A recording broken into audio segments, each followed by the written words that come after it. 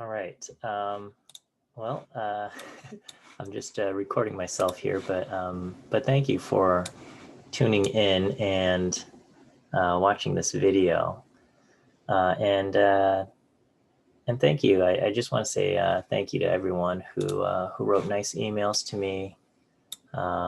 Just kind of wishing me and my wife and my family well. It's very much appreciated. I'm sorry if I don't respond to you.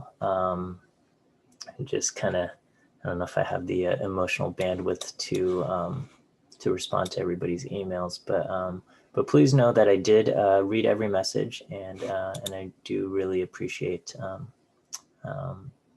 just your thoughts and your prayers, and I appreciate that. Um, I guess I'll just let you know that you know I'm doing okay, all things considered. I'm not allowed to be in the hospital with her, which is a bummer. Um, but I'm grateful. She's at UCLA, which is one of the best hospitals available, and so she's getting good care. I'm confident of that. I mean, selfishly, I do want to, be there, be by your side, and to help. I don't know if it would actually be that helpful for her, but it would probably make me feel better. But maybe it's better, and more important that I'm home and available for my daughters, and so I'm grateful for everything, and also just I'm thankful for this job I have, and it has good health insurance, so I'm very grateful for that as well. So I appreciate all of your flexibility, with canceling class, and I'm canceling homework 6. I'm going to go ahead and give everybody a full credit for homework 6. You know, Probably students won't complain about that decision, but part of me is also a little bit sad that you'll miss out on homework 6, because I think it would have been a good one, and it would have been interesting. Um, uh, but maybe in today's lecture I'll go over the kind of the topics and the content that would have been covered in homework 6. I don't quite have the energy to fully write out some detailed instructions that that I would want to then ask you to do a fairly complex task. But anyway, I guess I'll just go ahead and get started, and I'll go ahead and share my screen, and we'll cover the content. But yeah, thanks for being here. Let me go ahead and share my screen. And so this is, I think, where we left off on Friday. We were talking about a document clustering model. Okay, and the idea here is we've got a bunch of documents, and we want to just kind of cluster them together. And so I'm going to kind of be using a toy data set for this, and I'll share that with you in just a moment. But the idea here, the model creation, is that we start off with kind of a Bernoulli trial. Either we flip a coin, and either it's going to be 0 or 1, and if it's 0, it's going to be the document is going to be about this one topic, and if it's a 1, it's going to be about a different topic. And if you flip a 0, then the word probabilities that there's a kind of this lexicon of word probabilities, and it's going to look one way. And if you have a 1 for the class, the word probabilities are going to look a different way. And based on those word probabilities, we use a multinomial distribution to generate a bag of words. And the multinomial, you can think of it as kind of spinning this, this wheel, and it will tell you how many times each word appears. Except in our case, the wheel is going to have, many, a lot more than 5 words here. For our toy data set, it's going to be, maybe only a handful of words, but I kind of wanted to show you that. And so the data set that that I'm going to pretend is I've got 2 children's books. Okay, so one is going to be the text from the children's book Green Eggs and Ham. So Green Eggs and Ham is a Dr. Seuss book, and it's famous for kind of this. I think Dr. Seuss had like this challenge that he was going to write a kid's book with only 50 unique words or something, and so there's a lot of word repetition. It says, I am Sam, I am Sam, Sam I am, that Sam I am, that Sam I am, I do not like that Sam I am, and it goes on, and there's kind of this constant refrain of would you like, I don't know what happened here. Would you like green eggs and ham? And they kind of go on. He says, would you like them in a house? Would you like them with a mouse? I do not like them in a house. This is in response. I do not like them with a mouse.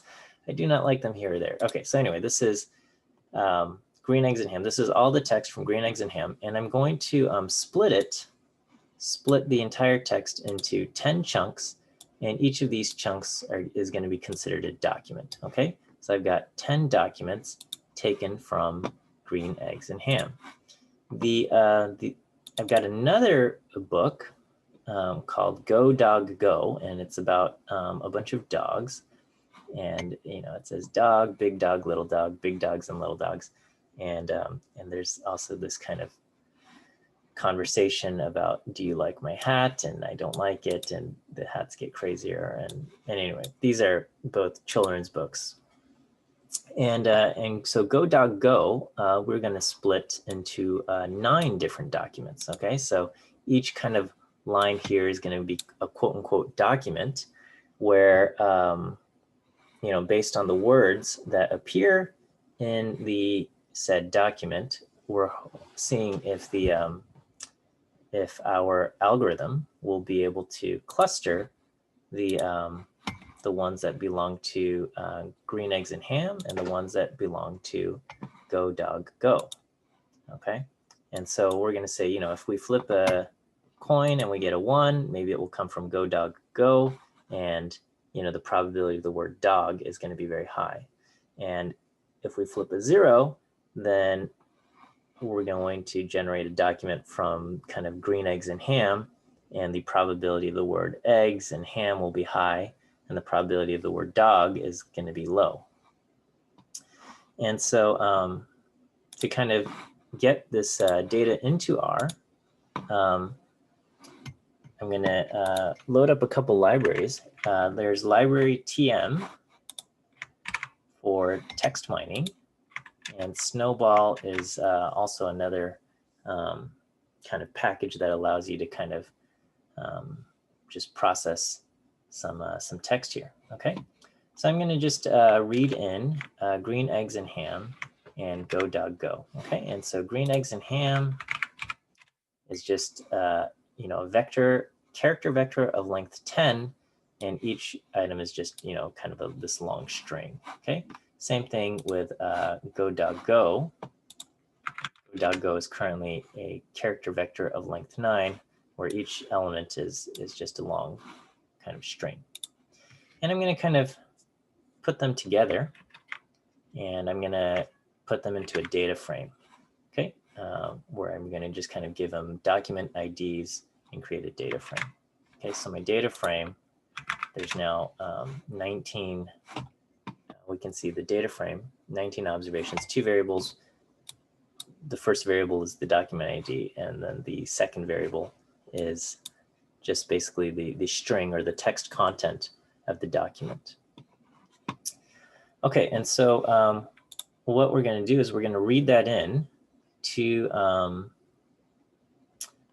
into R with kind of these text features using corpus, and corpus and data frame source are going to create a document corpus. Okay, and so so there it goes, document corpus. It says a list of 19, but basically it's got our 19 documents in there. Currently, the first 10 belong to Green Eggs and Ham, and the last 9 belong to Go Dog Go.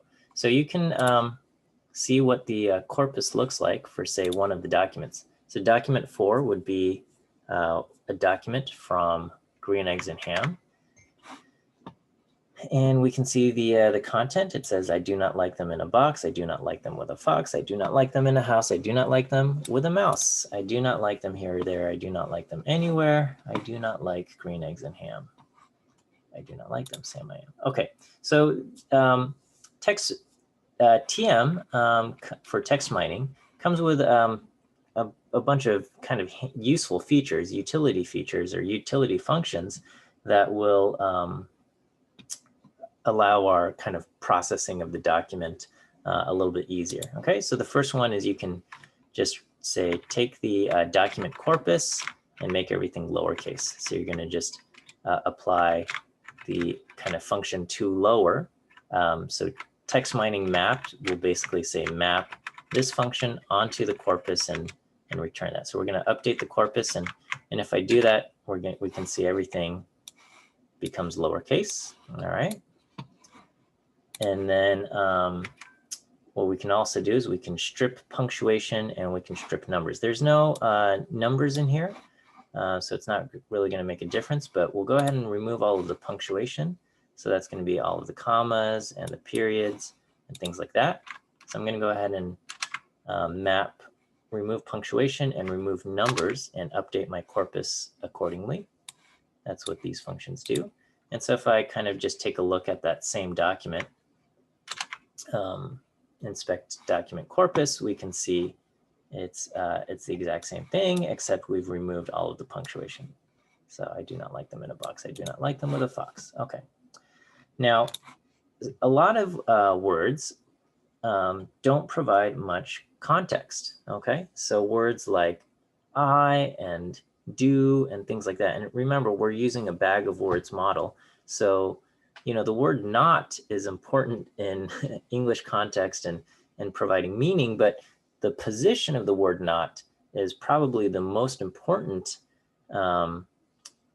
characteristic about the word not. You put not in front of a particular word that you want to show, you know, show kind of the opposite of. And so in a bag of words model, where the order is lost, the word not actually loses all of its meaning.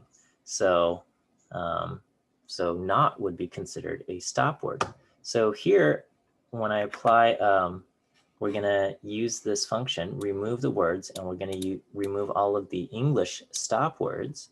Okay, the resulting document, after I do this, it's going to strip out a lot of things like I am and not and do and all of those things, and we can inspect it. And so this whole thing, which had this nice rhythm and everything from Dr. Seuss, you know, I do not like them in a box. I do not like them with a fox.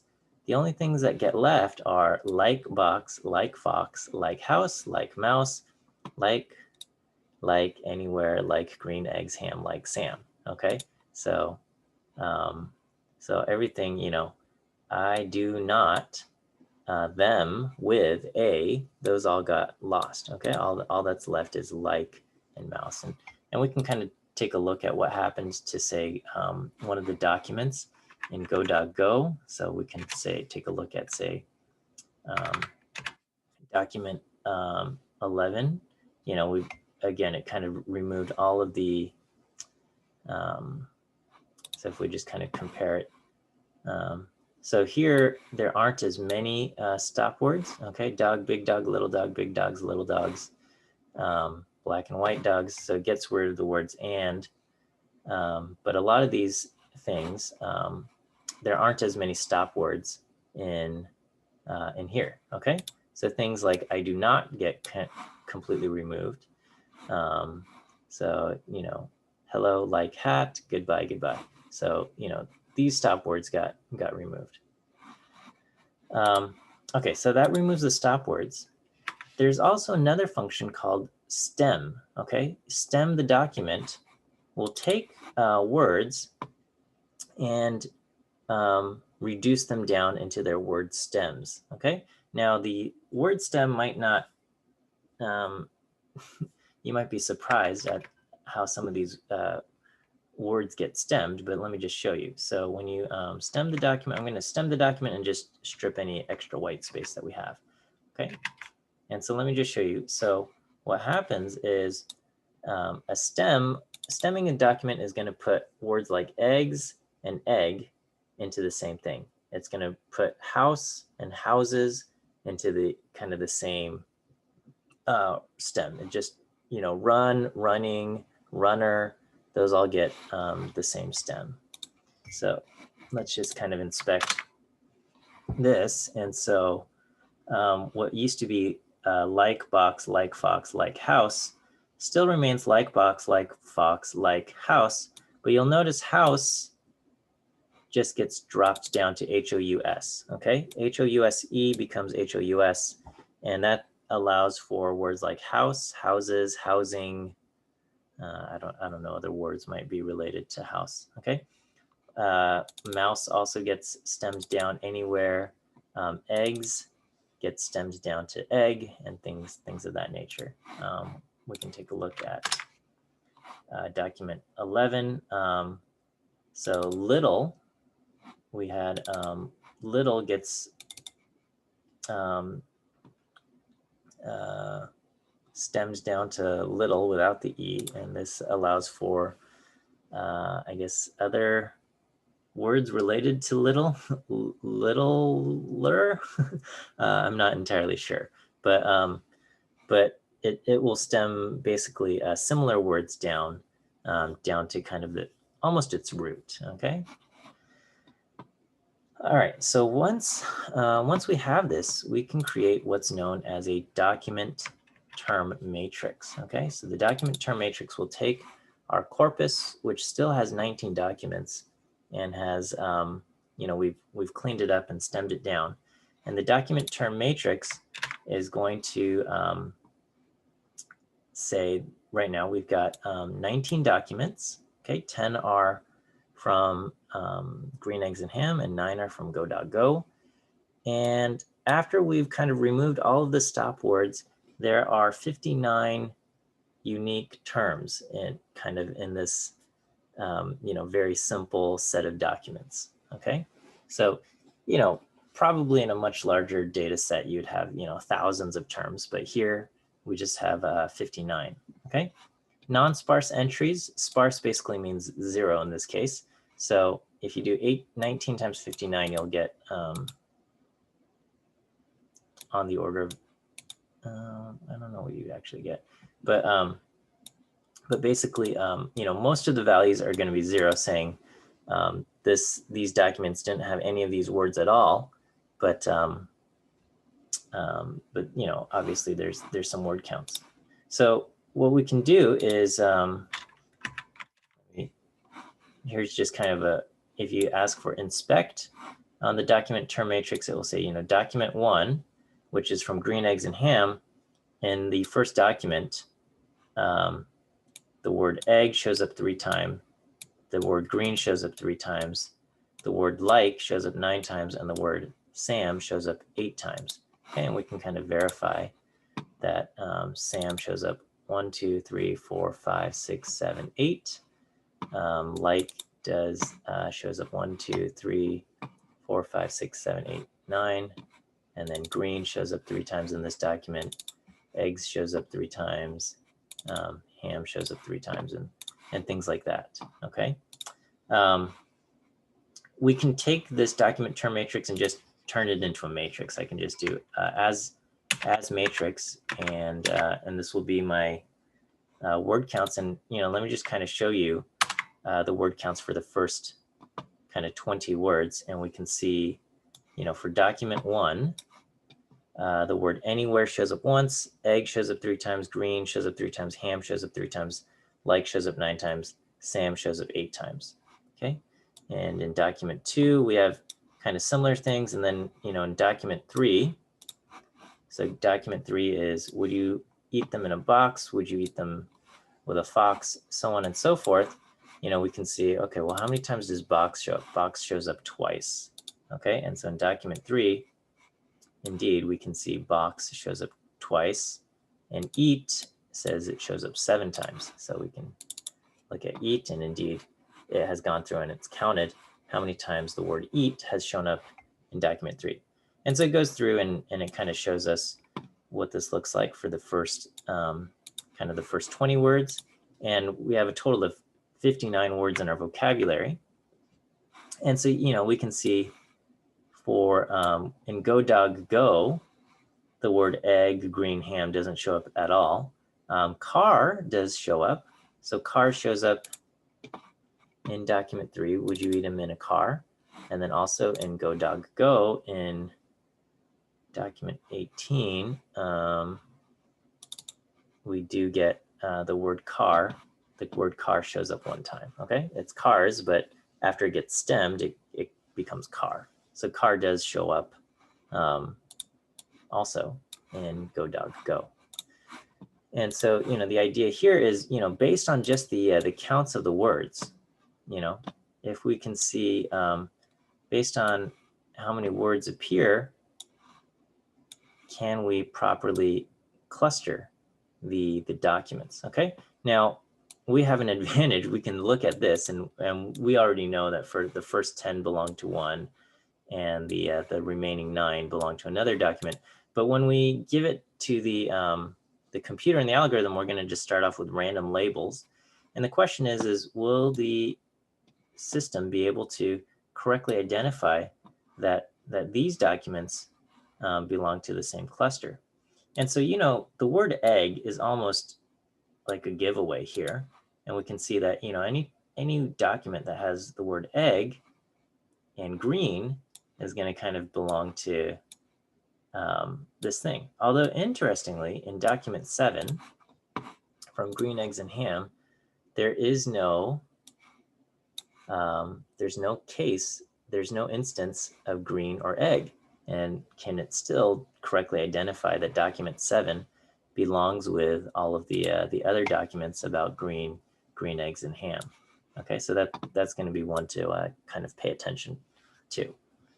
Okay, so anyway, this is kind of the idea, is just what we've done is we've taken this text information and we have vectorized it, in that we have turned it somehow into a bunch of word counts. Okay, so that's kind of this idea of text vectorization, is that you want to take, text data and turn it into a numeric representation. And so here we've turned each kind of line of text, which we're calling a document, into a row of numbers in our kind of our word count or document term matrix. Okay, and we can see, document 12, it consists of 0, 0, 1, 0, 0, 0, 1, et cetera, and this gives us meaning because each column represents a different word here. All right, and so in order, first I'm going to kind of show you how this works with JAGS. Okay, so JAGS is a Gibbs sampler, and we're going to kind of build up our model here. And so I want to just, again, kind of give credit where I got the idea from. It came from this article, and I'll post this on CCLE, is Gibbs sampling for the uninitiated. And, they introduce Gibbs sampling and a lot of ideas here. And there's a whole bunch of notation regarding what each symbol and what each letter and all of these things mean. And so far, I think in in Friday's lecture, I said, okay, we've got fancy C for the corpus of all the documents we have. We've got C0 for all the documents labeled 0 and C1 for all the documents labeled 1. Okay, so C0 right now is everything that's green eggs and ham, and C1 is everything that's go dog, go. Okay, and this hierarchical model that we have can be represented with this plate diagram. Okay, and basically this here, this represents our data. This is the word counts for document J. Okay, document J's word counts, and K is going to be basically for word K. So the frequency of word, here it says WJI is the frequency of word I in document J. That's what this basically is. Okay, so for document 1, word 1, which is anywhere, it shows up 1 time. For document 1, word 3, which is egg is word 3, it shows up 3 times. For document 1, I'm sorry, word 2, egg shows up 3 times. For document 1, word 3, which is green shows up 3 times. For document 1, word 4, ham shows up 3 times. And that's what this represents. WJK will be, you know, document 1, word 1, 2, or 3, you know, whatever it is. And what we're saying is that this count is generated based on theta and based on L. Okay, so L here is the label for document J. Okay, so again, whether it's label 1 or label 0, label 1 or label 0, that's going to factor in to the words here. Okay, so L sub J is the label for document J. So the label for document J is either going to be a 0 or a 1. And here, this theta, the theta represents this lexicon. Okay, so theta represents the probability of the word green and the probability of the word egg and the probability of the word ham and so on and so forth. If it's for this, and over here, you know, if it's class 0, green, egg, and ham will have high probability, whereas if it's class 1, the book about dogs, the probability for green, egg, and ham is going to be a low value. And that's what we're trying to say here. We're trying to say that these words get generated based on the label of the document and the corresponding theta. Okay, the corresponding word probability lexicon. Okay, so and we have a plate here. We have a plate around here, and this R represents kind of the for each of the words that appear in the document, and N represents how many documents we have. So each document is going to have its own label, and based on its label, it will kind of, you know, these two values are linked in that, you know, if it's label 0, we're going to use the corresponding theta for documents of class 0. And if L is 1, we're going to use the corresponding theta for documents of class 1. And using that, okay, we're going to generate the words from a multinomial. Now, the labels are going to be drawn from a beta distribution. Okay, the labels, I'm sorry, not beta, from a Bernoulli distribution, so either 0 or 1. And that Bernoulli is going to, the probability of generating a 0 or 1 is going to come from a beta distribution. Okay, so that's what these things represent. Okay, so LJ is the label for document J. Okay, and then gamma sub pi are the hyperparameters for the beta distribution. They are the beta distribution that will determine this value of pi. Okay, so you can imagine a hyperprior or prior distribution for this. Okay, whereas theta is generated from a Dirichlet distribution. Okay, so we talked about kind of a Dirichlet distribution. Theta is generated from a Dirichlet distribution that will, you know, produce basically all of the probabilities for the different different words here.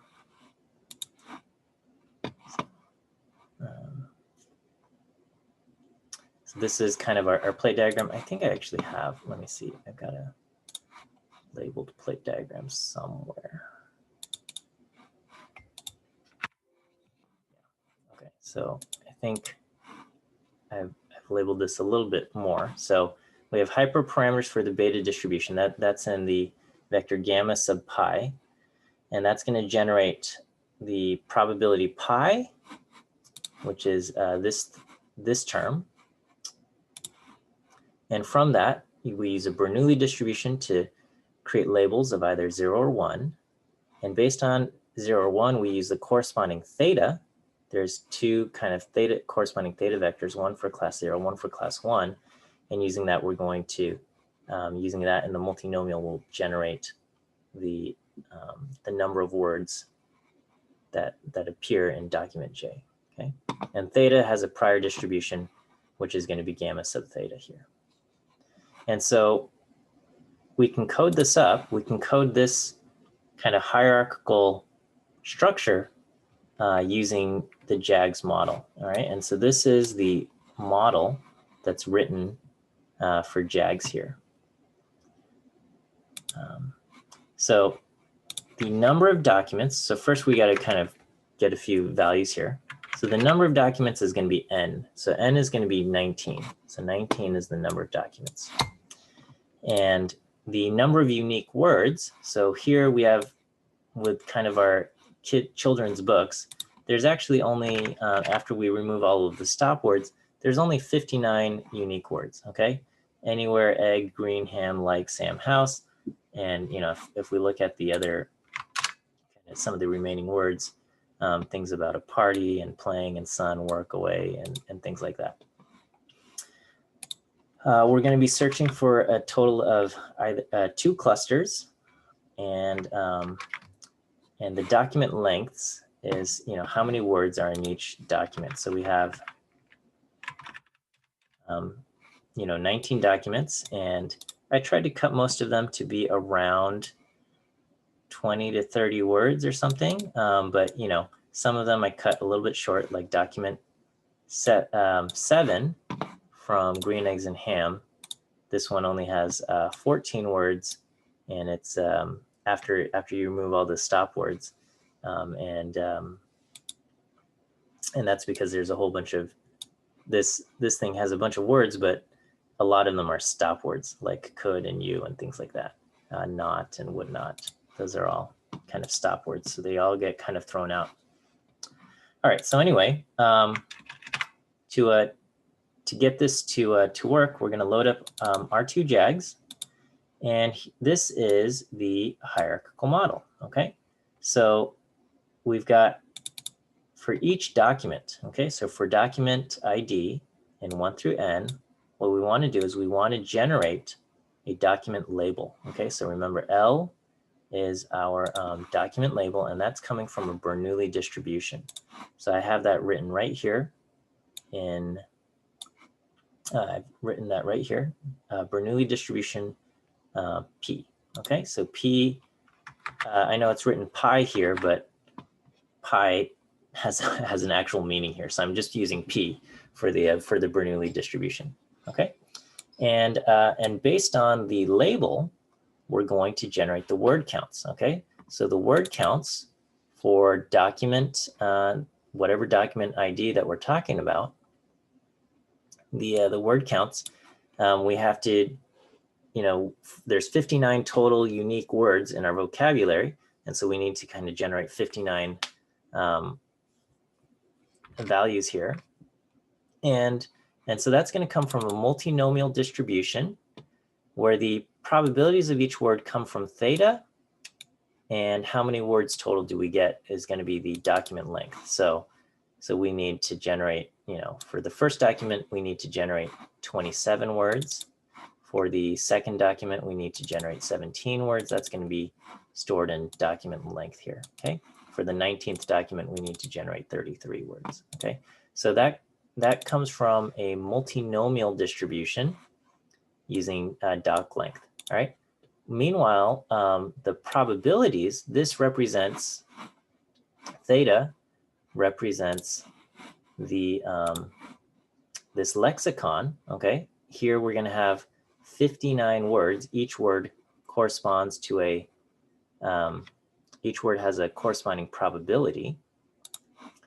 We've got 59 of these things, okay?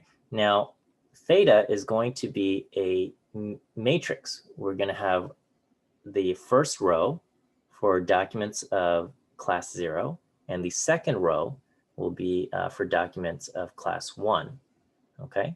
And so which row of theta do we use? We're going to take the label, which is LDocID plus 1. So if LDocID is 0, we're going to take row 1, and if LDocID, the label for document ID 1, or label for whatever document we're talking about, is labeled 1, then we're going to take row 2. Okay, and then again, this is going to be a vector of length 59. So that's going to generate the word counts. What we now need to do is we need to generate the values that show up in the in that word vector, word probability vector theta. Okay, and so here we have a total of 2 clusters. Okay, so for cluster ID 1 and cluster ID 2, we're going to create a matrix theta. Okay, so we've got theta of cluster ID for all of the words 1 through V. This is going to be generated from the Dirichlet distribution. Okay, so so right here, theta is going to get generated from the Dirichlet distribution using gamma theta. Okay, gamma theta is just going to be a bunch of 1s. And then the hyperprior, this is technically gamma pi, but I didn't bother specifying that. I just input them directly. 5, 5 would be gamma pi. And this is going to be the prior distribution for P, for the probability here. So gamma pi is a beta distribution. This is technically 5, 5 in my thing, but we've got the beta distribution, which will generate P or pi here. That generates that. And again, from pi, we put that into a Bernoulli to generate the document label. So from there, we get the Bernoulli to generate the document label. And then using the document label and the corresponding theta vector, okay, using the document label and the theta, corresponding theta, we're going to generate the word counts using our multinomial distribution. Okay, and so the word counts come from is data that we provide. Okay, we also have to provide how many documents, how many words we have, NV word counts, the number of clusters that we're searching for too, and then the document length. So these are all data values that get provided to JAGs. All right. And what we want to keep track of, the only thing that we really need to keep track of, I mean, we could keep track of the theta probabilities for each word, but here I think what we're interested in is the labels. So we're going to keep track of L, which is the labels for the document. Okay. To initialize, we're going to just kind of take, Bernoulli values. So this is now we're generating values from R, so we're going to say R binom. We need, values, random values. We need n of them because we've got 19 documents. We need 19 of these random values, and I'm just going to give it a probability of 0.5. So some are going to end up 0, some are going to end up 1. And then theta, again, is going to be a vector of length 59, but I need 2 rows. And so here, our Dirichlet, I'm going to say I will need two rows where each one is going to be a vector of length 59. Okay, and so here it's called gamma theta, but in R. Dirichlet, which is found in the library MCMC pack, let me just show you what R. Dirichlet does. So V is length 59. Okay, so if I repeat 1 59 times, this is going to be kind of my prior pseudo counts here. And the number of clusters is 2. And so here it's going to just generate a matrix with 2 rows, and each row is length 59. Okay, and if you take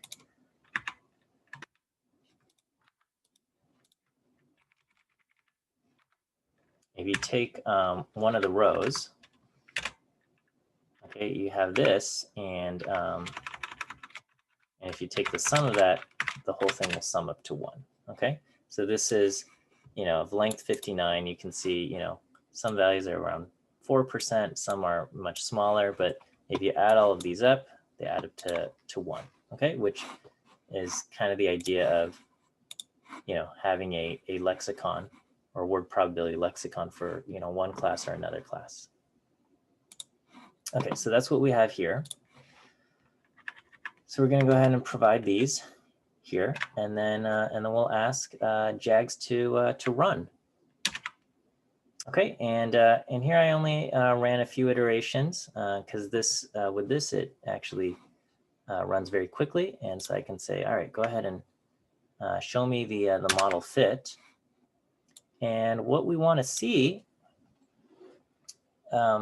is we want to see the values that get sampled kind of form these natural clusters. And so what we see is that, again, the values are 0 or 1 for the labels. And so the average value for the first 10 documents, the mu values are around 0. And you can see most of the time these are all zeros, okay? So pretty much they're all zeros here. And if you look at the remaining 9 documents, okay, that they're pretty much almost all the values that get sampled are 1s. Okay, so after the burn-in period, it has properly clustered, the first 10 documents as 0 and the remaining 9 documents as being label 1. Okay. Now, if you're not convinced, I can do this again, and we can, shuffle up the text labels. Okay, and let me just kind of show you what will happen. So let me go ahead and clear up my environment, and I'm going to do text, and I'm going to just sample text to just kind of show this, and then I'm going to say print the text just so we can kind of see. And as humans, we're going to be able to identify. So here we can kind of look, and we can say, all right, so 1 is about a dog, 2 is going to be about dogs, but then 3 is going to belong to green eggs and ham. So again, just kind of running through all of this stuff again. Let me just quickly run through that code, run through the same JAGS code here. Okay, here it has classified documents 1 and 2 to belong to the same cluster. Document 7 and 8 belong to cluster 1. So it's labeling these as the dog book, and we can kind of check to see what text looks like. And so what we should see is that documents 3, 4, 5, and 6 are from green eggs and ham, and we can just verify. Okay, so I will eat them in a box. Green eggs and ham. 4 green eggs and ham. Yep. 5 green eggs and ham, and 6 green eggs and ham. But then 7 is from Go Dog Go, and indeed, it has correctly kind of clustered these things. Okay, so I think that's a success story. So that's good. We can expand this to be able to search for kind of more clusters. And so here I've got a third children's book, Are You My Mother? Okay. And this is about a bird that's, born in a nest, but the mama bird has flown away, and the baby bird starts looking around, and he talks to like a cat and a cow, and he asks them, "Are you my mother?" And they all say no. And then in the end, like, there's a he gets taken by like not a bulldozer, but like a digging machine. But the digging machine returns him back to his nest, and he finds his mom. Okay, I don't know why I told you the whole story there, but sorry, spoilers. So yeah, okay. So we're gonna load up Are You My Mother? I'm gonna put all three of them together. And so now my data frame has 29 documents in them, because I've split Are You My Mother into 10 documents. And again, I'm going to just kind of run through all of this to strip the punctuation and the stop words and things of that nature. Okay, we'll create our document term matrix. And now I've got 29 documents, and adding Are You My Mother, now I have 93 unique words. Okay. And we're going to say we're going to search for 3 clusters. And so pretty much the model remains the same. The key difference here is that, in our model here, this is not going to be, the label is not going to be a 0 or 1. The label is now categorical. Okay, so the label could be a 1, 2, or a 3. Okay, so the label is going to be 1, 2, or 3.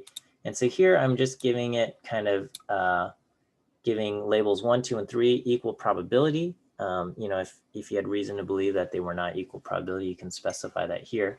But pretty much everything else remains the same.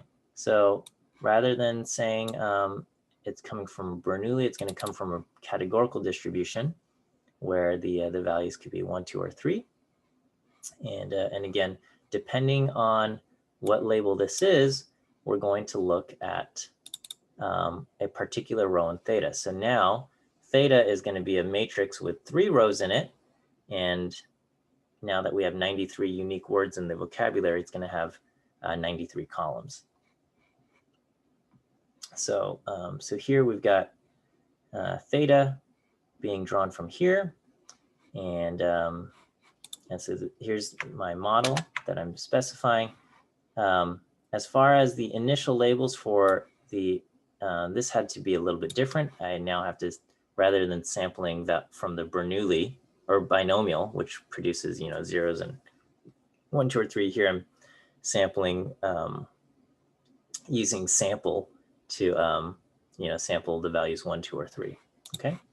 But anyway, I go ahead and run this, and it finishes very quickly. And again, what we see is it correctly clusters. Okay, so the first 10 documents, it labels as cluster 2, and we can see, pretty much all of these numbers are 2 here.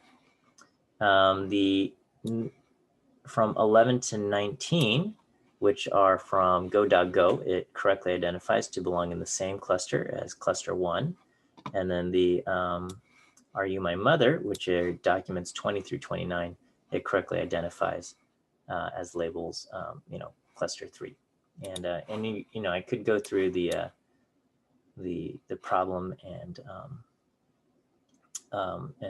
shuffle them up, and we can run the same algorithm, but it will still correctly cluster them. Now, this was a simple example with very small vocabularies because I used children's books, but this kind of document clustering will actually work for more complicated models, or not complicated models, but for more complicated data, I should say, with larger vocabularies. As long as you kind of provided enough documents to kind of cluster and form there. the rest of this document actually goes through and works out the full kind of derivation. So here I kind of cheated and just used JAGs. I just specified the hierarchical model as it's written here, which is kind of the beauty of JAGs. But you can also do the Gibbs sampler manually, and I actually have written the code here, but I won't bore you with all of the details.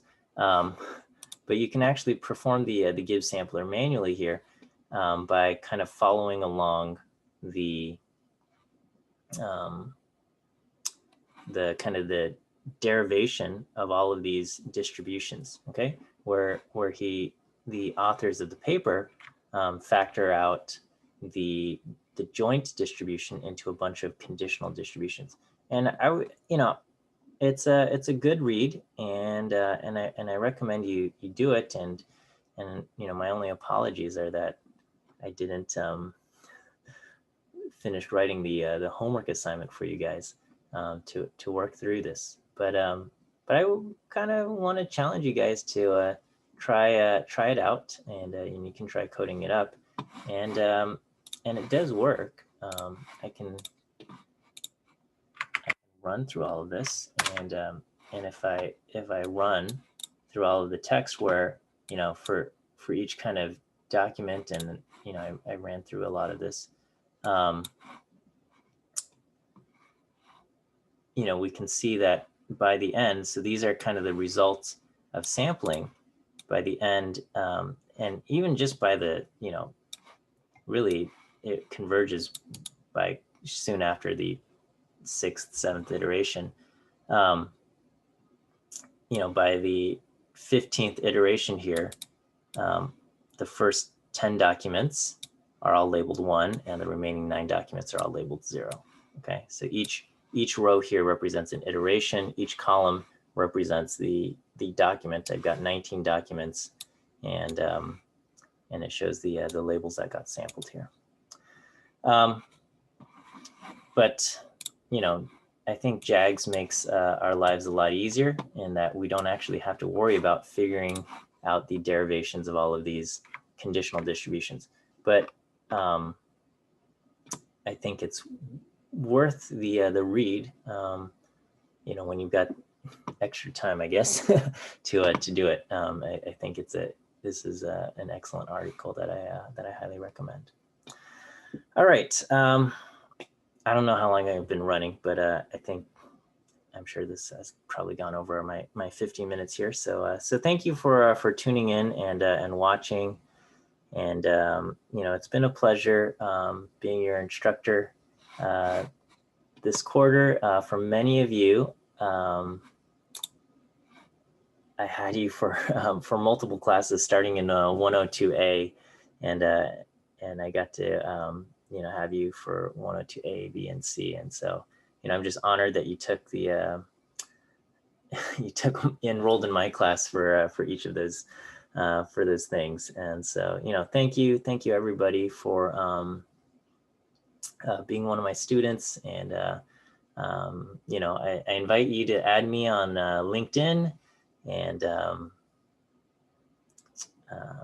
yeah, it's been a privilege being your instructor. So I wish you guys well as you study for your final exam. I hope the rest of your year, and the rest of your school year, and all goes well. So thank you, and that's all. Have a good day, good night, good evening, whatever time you are watching this. Thank you.